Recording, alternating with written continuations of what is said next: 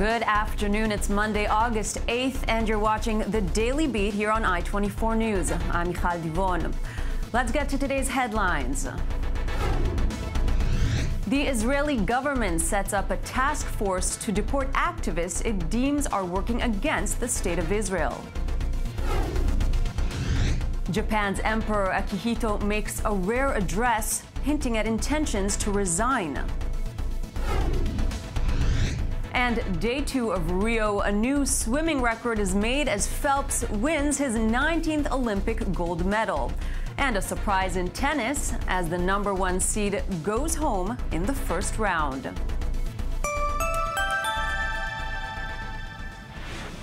Welcome to the Daily Beat. We're going to start with the latest from Israel and the West Bank. Israel's government no longer opposes cutting off power to Palestinian cities in the West Bank over a large debt, a reversal of its previous stance. Responding to a Palestinian High Court of Justice petition against the practice, Israel noted that while it has the authority to instruct its electric corporation to continue supplying Palestinian cities, it will no longer do so. And in studio is Shai Ben-Ari, our senior defense correspondent. Shai, why is Israel reversing its stance? Well, really, this is a situation where you have a very large debt, around $500 million owed by the Palestinian Authority to the Israeli Electric Company, which basically has always given that specific infrastructure to the territories controlled by the authority. This is an exercise of pressure, you could say. This debt has been long-standing. The government now apparently no longer opposes the cutting off of power to the PA as a measure of pressure. The report also states that the government has already told the High Court it will no longer instruct the electric company to provide electricity. Back in May and April, there were cases of blackouts in Bethlehem and Jericho when the electric company actually cut down a measure of the power as a form of exercising pressure. The court then put an injunction on this, blocked the continuation of that measure until the government could come to sort of decision over whether it felt that was necessary. Because we are talking about a matter that does relate to Israeli national security. We're talking about the Israeli generals have come out and said that the livelihood, that the well-being of the population in the West Bank specifically has a determined effect on the state of security in Israel and the West Bank and so forth. So there's a general Israeli interest in having life in the West Bank be more or less comfortable. And can we expect the High Court of Justice once again interfering and forcing the Israeli government to continue supplying electricity? I'm not sure. What we are now expecting is some sort of hearing, and from what we understand, basically the court was waiting for the government's response to really come to the conclusion if this measure was justified in terms of national security. And according to this report on Army Radio, the government has now come to the conclusion that this measure is perhaps legitimate. Perhaps we'll see a certain escalation where the measure will be brought back into force, perhaps increased. I don't know if we'll actually see a cutting off in general of electricity to the PA, but they want to reach some sort of solution here in terms of the debt owed as well. And what kind of reaction are we seeing from the Palestinian side? Obviously, this is being denounced, and it has been denounced in the past when it was used back in May and April. Obviously, they aren't happy over it, but it is an ongoing situation where the PA, of course, owes money. There are a lot of concerns over corruption in the PA. This is an organization that does receive a lot of funds from European nations. The Israelis say there's no reason you shouldn't be able to pay this debt that is owed. So we're talking about a very controversial subject. Thanks, Shai. You are staying with us. The Israeli government is clamping down on activists, which it says works against the state of Israel. A new Israeli task force will work to deport activists calling to boycott Israel and prevent others from entering. Public Security Minister Gilad Erdan and Interior Minister Aryeh Deri announced this on Sunday. More from Maya Margit. A major blow for anti-Israel activists? 2 top Israeli government ministers have announced they will set up a task force to deport activists calling for a boycott of the Jewish state. Public Security Minister Gilad Erdan and Interior Minister Aryeh Deri said the team would track down hundreds of boycott, divestment and sanctions activists and prevent others from entering the country. This is a necessary step in light of the malicious intentions of delegitimization activists working to spread lies and distort the reality in our region. The task force's primary goal will be to gather intelligence and collect evidence, allowing the government to find foreign activists who are in Israel. Erdan and Deri also accused BDS organizations of fomenting violence in the West Bank and obstructing soldiers and border police.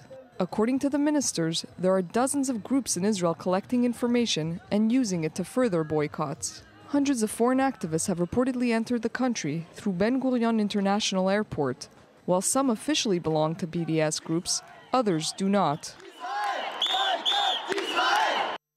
We have the responsibility to do all we can to crush the boycott and state clearly that we will not allow Israel to be harmed. The boycott of Israel must carry a price. But in a bid to allay fears, Erdan and Derry noted that Israel would not be carrying out mass deportations of human rights activists. Instead, they said their efforts would target only foreign nationals who are actively promoting the BDS movement or provoking riots in the West Bank. Shai, critics of Israel will say that this could, of the Israeli stance, could say that this will isolate the state, targeting these activists. Yet the BDS movement is something that the Israeli government has put high on its agenda. Right. I agree with the idea that this could perhaps backfire. We're talking about, it's important to remember, this is a battle of public relations, essentially. And these two Israeli ministers have made much of their new initiative. But there's a question over whether this could backfire from the Israeli perspective. BDS activists generally create most of their publicity, not here in Israel, but in other countries on college campuses, mainly. Their activity here, and then they do come here to the West Bank and to Israel, but their activity here doesn't actually generate a lot of headlines. What could generate a lot of headlines is if we see suddenly police raids targeting these individuals, arresting them. The scenes will typically be filmed because that is the whole idea of activism, to sort of publicize these kinds of activities. And the question is, would that actually harm or further Israel's interests? I don't think you need to tell me. I need to tell you exactly what it would do. And what kind of international pressure can we expect against this? Right. If that were indeed to happen, I would expect that the international pressure would be forthcoming, because no one likes to see that kind of thing, not in Israel and not abroad. It wouldn't look good for Israel to start arresting all sorts of European and North American youths, college kids coming over, who perhaps have a certain illegitimate criticism of Israel from the Israeli perspective. But the question is if this kind of initiative will actually help the Israeli interest. I'm not sure at all. And it could very well backfire. Now, another subject of arrests, but a different kind. The IDF having arrests throughout the West Bank, taking place now on a regular basis, almost every night. We know that this past night another raid was made.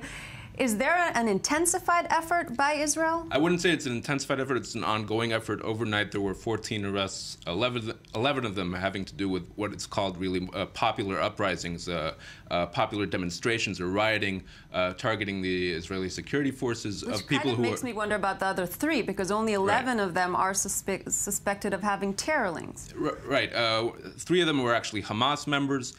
This is a typical sort of pattern that we see. Some of the arrests conducted each night tend to be members of established terror networks. Some of them fit the profile of the current terror wave, which really more typically would be unaffiliated youths, even around the age of 17, 18, perhaps even younger, who just take it upon themselves to take up arms or throw rocks at Israeli forces. A lot of this activity is preceded by sort of social media monitoring these days, where Israeli forces have actually come to the conclusion that they have to monitor activity on Facebook, for example, that gives them a few clues as to who is planning on carrying out attacks. This can lead to the typical arrests that we see every night, but it's an ongoing effort, and it's part of the reason that we've seen an overall reduction of violence since around March or April, but it's certainly not over yet. We're seeing every few weeks a more or less a pretty serious attack even, and there are still minor incidents as well. And something we can expect to continue hearing about. Shai Ben-Ari, thank you for weighing in as we move along. In the greatest sign of support yet, Turkish President Tayyip Erdogan telling a crowd of at least 1 million in Istanbul he would approve the death penalty if backed by parliament and the public. The rally follows last month's failed military coup. I24 News' Anna Ehrenheim with the latest from Turkey.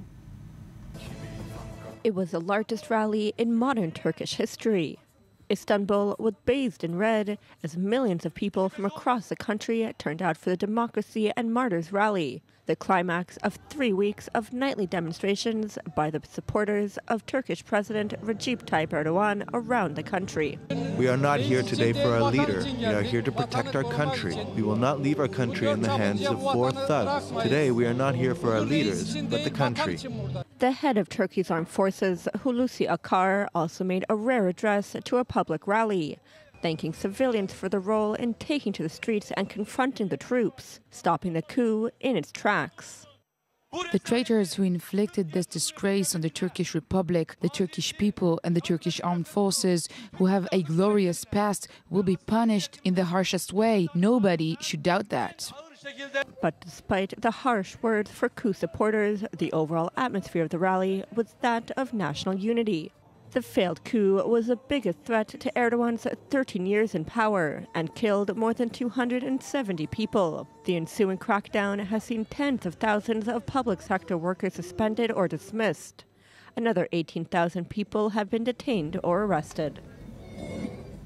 And journalist Laura Patel joins us now from Istanbul. Laura, thanks for being with us this afternoon. An unbelievable attendance yesterday. Is there no more opposition in Turkey? Is there no more opposition in Turkey? Well, I think we're seeing an unprecedented unity amongst at least, well, 3 of the 4 main political parties here. Many people here see it as a positive. There are, of course, questions about whether or not the opposition will be able to act as an effective opposition against the government in the wake of the coup. The other thing that critics of the government say is that the 3rd largest party in parliament, the Kurdish People's Democratic Party, was not invited to the rally because it's accused of being too close to Kurdish militants who are fighting the government in the southeast. So the unity here is not total, but it is important to emphasize this is something that is kind of unprecedented in recent times in Turkey, the idea that several rival leaders would come together for the same event like this. Now, Erdogan's pushing to reinstate the death penalty. This isn't new, but why is there such a hype over this, and what purpose is it serving? I think that it's genuinely wanted by a lot of people here. I don't know the exact figures. I haven't seen surveys. But, certainly in the days after the coup attempt, I met plenty of people who want the reinstatement of the death penalty. The question is whether or not Turkey will go through with it. President Erdogan is suggesting that he will. That move, Europe has made clear, would put a halt, an end to Turkey's hopes of joining the European Union and would really increase tensions in that relationship. There's also obviously the question about whether or not those who were sentenced to death would have faced a fair trial. Human rights groups fear that the coup attempt will be used to go after those who maybe don't have a proven involvement in the coup attempt, or other critics who had nothing to do with it. But the government insists that the rule of law will be upheld here. And Laura, who do the people hope to bring to justice with this new or newly reinstated, if so, death penalty? Well, the people that Turkey is squarely blaming for the coup attempt are Fethullah Gulen, an exiled Islamic cleric who used to be a close ally of President Erdogan, but is now his staunchest foe. He denies any involvement in the coup attempt, but the government here is insistent that him and his followers were behind it. We do know that the ruling party, the Justice and Development Party, did work very closely with the Gulen movement for many years here until they fell out very badly in 2013. And Turkish analysts, journalists, experts say that it is true that Gulen supporters had infiltrated the civil service and the military and the judiciary. The question is whether there is hard proof that they were behind this coup attempt. And the unprecedented show of support, do you think the crackdown is nearing an end? I think it's hard to say. I think we know that the Turkish government officials said over the weekend that they believe that as many as 150,000 people may have been involved in actively supporting and financing this movement. That figure comes from the number of users that they believe were actively engaged in this secret messaging app that supporters of the Gulen movement were allegedly using. We'll have to wait and see what evidence there is that those people were involved directly or indirectly in supporting a coup. But, my suspicion is that there is a lot still to come. I mean, this is a coup attempt that really came quite close to assassinating the president and overthrowing the government. There were tanks in the street. There were obviously some quite serious people behind it. We're just not quite sure who exactly that was yet. Laura Patel, I want to thank you for joining us this afternoon, our journalist in Istanbul.